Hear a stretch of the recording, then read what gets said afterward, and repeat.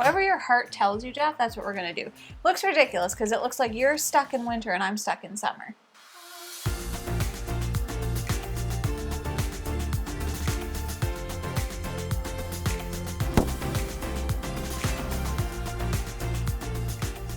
Hello everyone, welcome back to Foster the Meeple, a channel all about board games and board gamey things. Exactly. We are here today to do another video that is, if you like this, well then try that. Or perhaps it's called, if you like that, try this.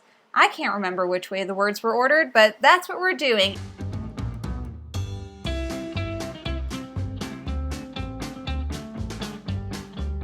And today's game is going to be chess, which just so happens to be a game that is beloved all over the world. Jeff's been playing it since he was a kid.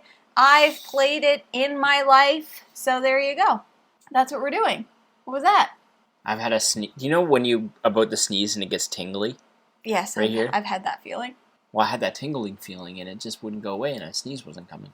Oh, does it need to come now? I forgot to tell you, when Juno ate out of the cheese bowl, Yeah. she got the hiccups. Aw. I left a bowl of cheese because, okay, just quick story. I was making these flatbreads and they had like a cheese spread from HelloFresh and we only get 2 people because we're only 2 people and I accidentally made it for 4, so I made like double the cheese and so there was a lot of leftover cheese and Juno's been sneaking licks of the bowl. The cheese bowl, we call it. Anyways, let's get into the video. So, I'm sure most of you know what chess is, but chess is like an abstract strategy game from times of old. Okay, it is a game that so many people love, young, old, all different cultures, all different, everywhere. Just people be loving chess, okay? Jeff loves chess. He plays it on an app sometimes. We also have I'm so bad at it. Jeff's so bad at it. Our friend Dan, pretty good at it. He would like to say. He would say he is. We also do have like an electronic chessboard that allows you to play like remotely with people, which is pretty cool. But we wanted to offer some suggestions for some board games that you could try if you enjoy the game of chess, right? All right, let's get into it. We got a little bit of a list. We're going to go through it, and here we go. Check it twice. So the first game that we wanted to recommend is going to be Cathedral. Now, you can do Cathedral, or you can do Cathedral World, although Cathedral World is a lot more difficult to find, but it is our preference well, because it's pretty. We haven't played regular Cathedral, have we? They're the same game, it's just Cathedral World is like... Oh, yeah, right. Nicer pieces. The pieces represent the world... Exactly. Like buildings and stuff, right? Yeah. Exactly. So essentially, in Cathedral, you are playing as 2 different sides, and you are putting out pieces. What? that was a funny statement. You're playing as 2 different sides. Well, you are. You're playing as this side and that side. The dark side and the light side. Anyways, so you are putting out these pieces into this grid board, and the pieces are like polyomino shaped. They're all different, like almost like Tetris-like shapes. Yep. And what you are trying to do is you are trying to get all of your pieces onto the board before the other person does, and you can block them off by, you know, kind of like going from one edge of the board to the other. If you have created some kind of like a wall or a barrier, you cut the person off from that area. That's now your area. Orthogonally. Diagonal doesn't count. Like you can't have 2 pieces that are diagonally attached. They have to be orthogonally adjacent in order to create the wall. Exactly. So it's a very, like, it's no luck. It's 100% strategy. You are just trying to optimize the placement of your pieces and trying to block the other person so that they cannot do the same. All of the pieces do fit in this board, and it's almost like a mini game. When you're done with the game, you get to put all the pieces in the board and see if you can figure out that puzzle, which Jeff can't do it. I do think like some people have like broken this game. Oh, really? Yeah. I think there's like a way to like always win if you're one of the sides. Which, in my opinion, is like... Don't do that. Don't do that. That's less fun. That's silly. That's less fun. Yeah, so that's the first suggestion. Typically, like, you can find Cathedral relatively easily, but it's just going to be, like, wooden or resin or plastic pieces. But if you can find yourself a copy of Cathedral World, it is, like... It's a nice little showpiece. It's beautiful. Like, it's a game that we always play outside. It's like a summertime outdoor game for us. We play on the patio. All of the B-roll that I have of us playing this game is us playing it outside. Yeah, but we haven't exclusively played it outside. No, but it's a game we enjoy playing outside. What makes, in your brain, what makes something an outside game? We play it outside. Just one time? We've played that game outside more than we played it inside. You're not answering the question. We play it outside more than inside. That's the criteria? Sure. In that case, it's an outside game. But you can play it inside. Just FYI, in case you were wondering. Next game, Jeff, you pick one. Next up on our list is a game called War Chest. And I don't know if Jamie's ever played this game. Nope. This is a 1v1 game where you will have a bunch of different unit types. There could be an archer, there could be a knight, there could be a bard. There's all of these different unit types that you can manipulate around this abstract board. It's very chess-like because all you're trying to do is get to different areas of this map and control them. I believe it's the first to control 6. Never played it. 6. I've never read the rulebook. What? I've only ever played the game. I know how to play the game, but I've never read the rulebook. How do you know that you know how to play? I know how to play. Okay. And I should mention, it's not strictly a 1v1 experience, but I only ever want to play this at 1v1, 2-player. But yeah, anyway, so ultimately you have all these different unit types that have different abilities, like the archer can attack 2 spaces away.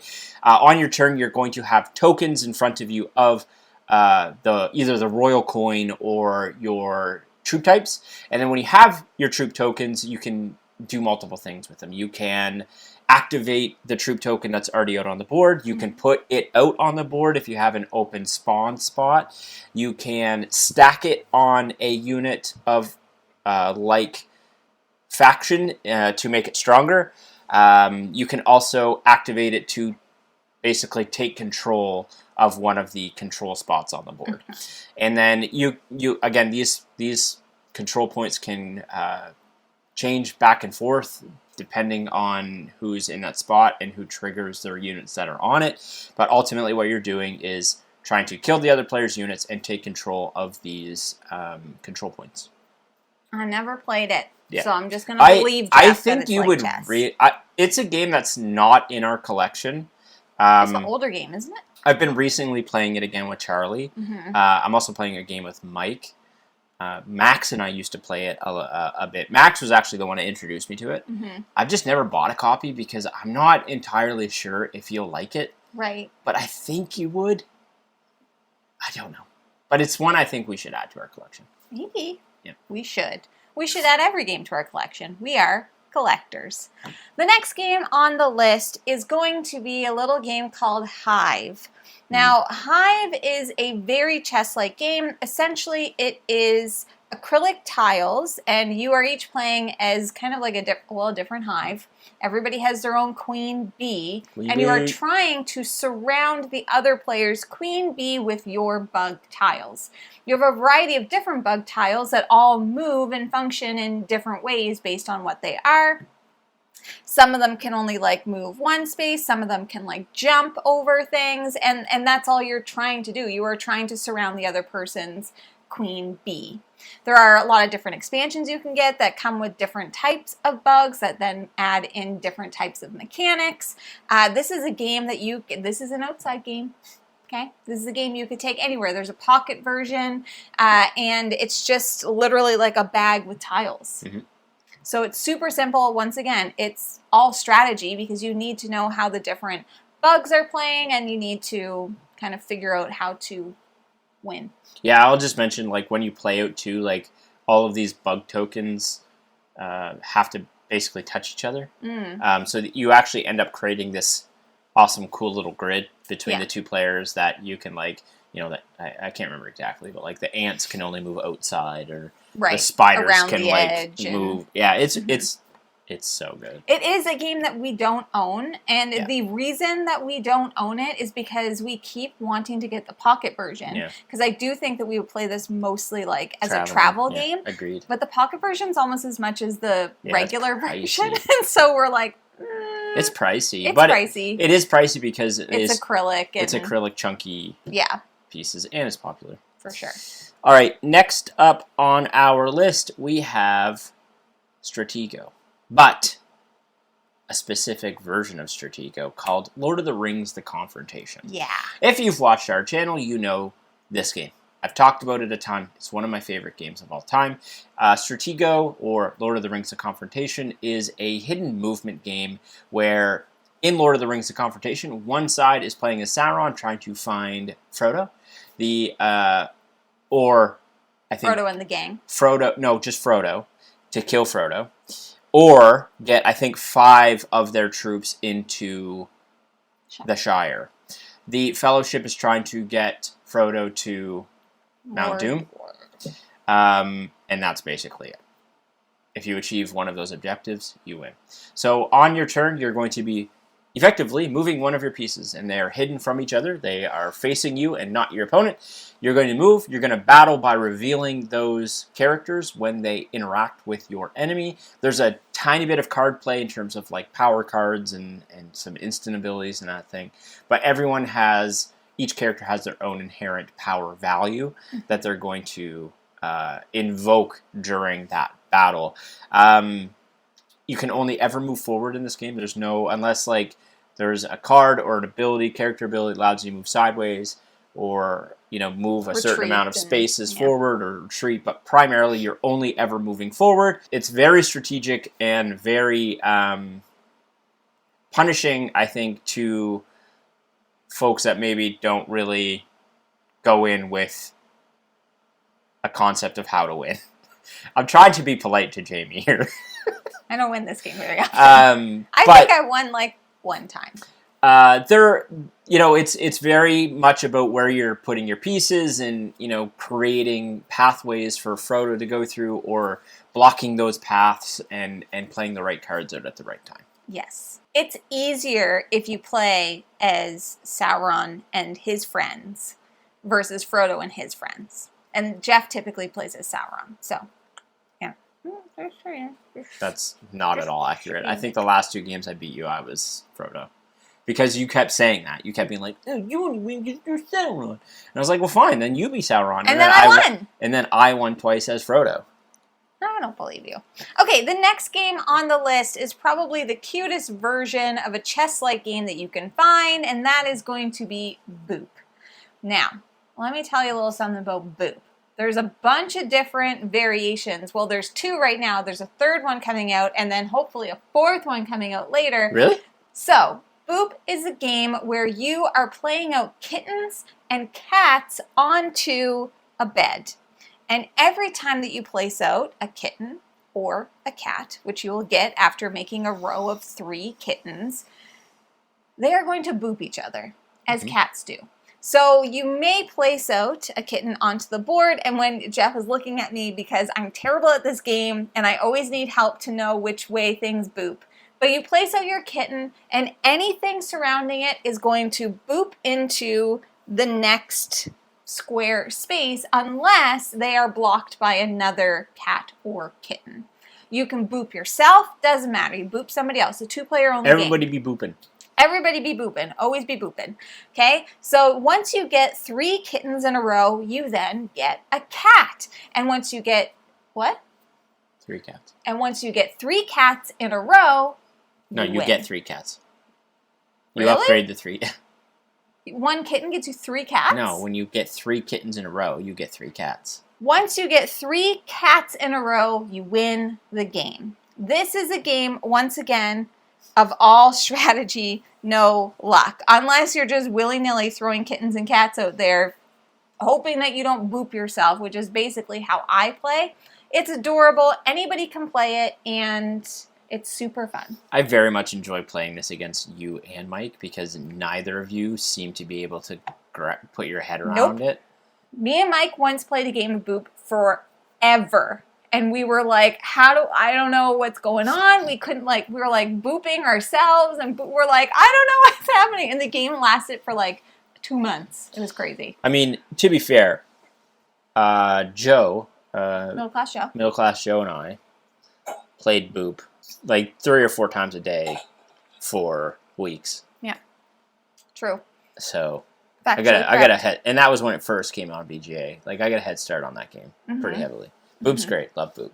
Next up on the list is a game we haven't played in a hot minute. We don't own it, and we don't own it, which is I could probably get. I have Zach's copy in the car right now. I can get that fixed. I could get his copy. That is Santorini. Santorini is probably one of the closest direct comparisons of the list. In Santorini, you and your opponent are effectively building buildings. And the objective of the game is to be the first person to get on top of you a third level building. So how you're doing that is you're moving around this grid, and you are allowed to build adjacent to yourself. So ultimately what's going to end up happening is both of you are going to manipulate through this grid. And for example, if Jamie has a third level built, but she's trying to get herself up to that, because you have to move up 1 level at a time. So if I see she's kind of moving towards there, I can move over, get adjacent to her building, and put a cap on it, a 4th level, which stops her from being able to be on top of it. Dome. The dome tiles. So ultimately what you're doing is moving around this grid, trying to build around yourself and move up to the top of these buildings so that you end up on the 3rd level with your worker first. Yeah. You can move on your turn or build, I believe. I don't think you can do both. There's some asymmetrical abilities that can come in this game, but the base game is basically that premise. It is very difficult. I am, for some reason, incredibly terrible at this game. I don't think I've ever won. I've ever won Santorini. Yeah, there was a span of time there where I was playing it on repeat with somebody on BGA, and they crushed me every single time, and I was like, I am bad at this game. Yeah, I think that's a game that really shows a skill gap. Yes, definitely. If you've played a lot of Santorini, it's a lot of strategy. Yeah, you're probably going to crush noobs. Totes. But yeah, Santorini is I would love to play that again. It's been a while. It's in the car. The next one on our list is Koale. Now, this is part of the Q series, so there's Corridor and Quattro and a bunch of them, but we've only played Koale. Now, in Koale, you have a kind of a little grid with raised pieces. Then there's going to be a neutral color of stones on that grid. And then one person's going to play as a different color stone and the other player as a different color. What you're going to be doing is you're placing out your stones, and then you have to pick them up and move them orthogonally until you've run out of the ones that you have in the stack. And that includes the neutral stones as well as the other player's stones. What you're trying to do is be the first person to get 4 of your stones in a row.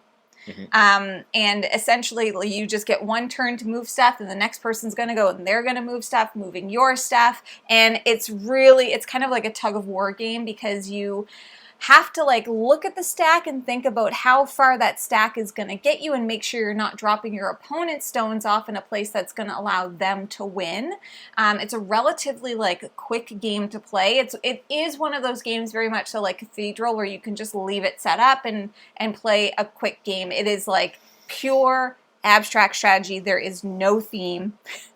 So it is very similar to chess in that way. It's one of those games where you almost have to look at your current turn and then your next turn, and also paying attention to your opponent's current turn and their next turn, because you might think, well, you just need to get 4 in a stack and then you can just place those out, but that's rarely going to happen, because there's 3 color stones out. And once you play them out, you can't just be oop, and take them back. Theoretically, you have to play them out and leave them, so you have to be careful to not accidentally let somebody else win. Yep. All right, last up on the list is a game from IB Studios, and that is Mythic Mischief. Mythic Mischief is a faction-based, asymmetrical, abstract game where you are trying to basically put the opponent's pawns in front of the groundskeeper. So there's In going to volume be 1, yeah. there's a it's like Librarian, the second one. groundskeeper is the first one. Nope, No, the other way Librarian's around. the first one. Librarian's the Groundskeeper's first second one. Doesn't matter. Ultimately, there's one character in each of these versions that you are trying to put the other person's pawns in front of, and then they're going to get put off the board, and you're going to score points. So everyone kind of has their own movement abilities.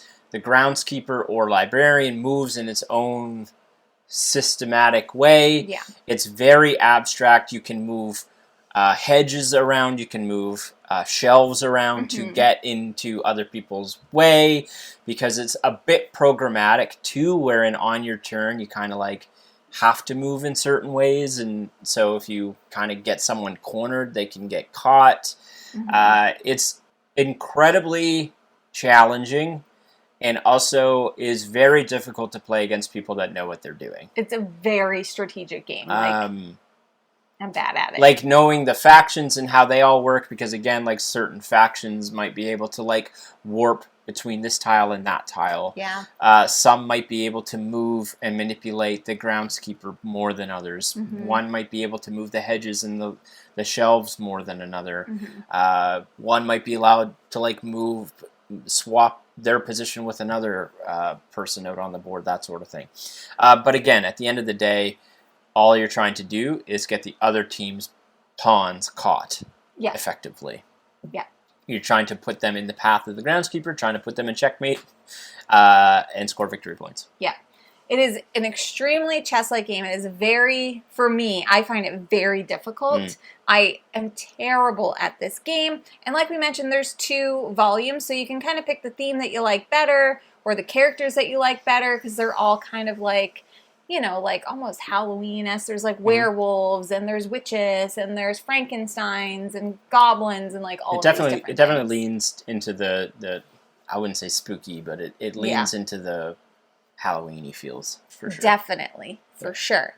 So those are some games that we would love to recommend to you if you enjoy chess. We do have a few honorable mentions.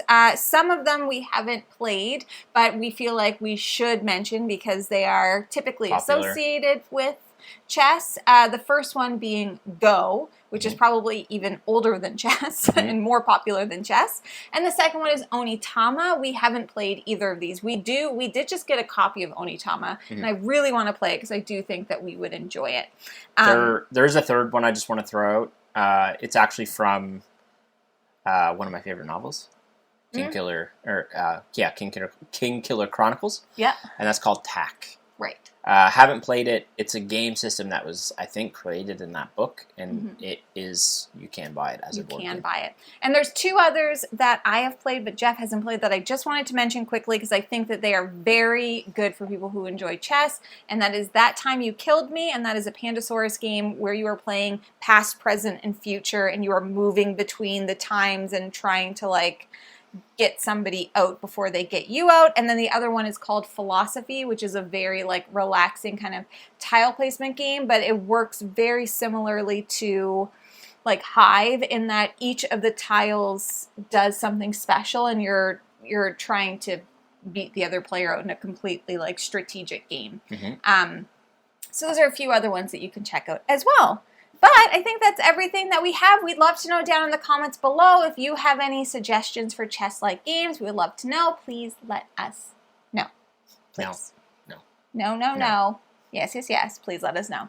If you're interested in buying board games like any of the many we mentioned today, you should first start by checking your friendly local gaming store. And for us, that is... The Boardroom Game Cafe. Heck yeah, it is. And if you like what you see... Please subscribe. Hope to see you again soon. And now we say goodbye. Goodbye! Later days.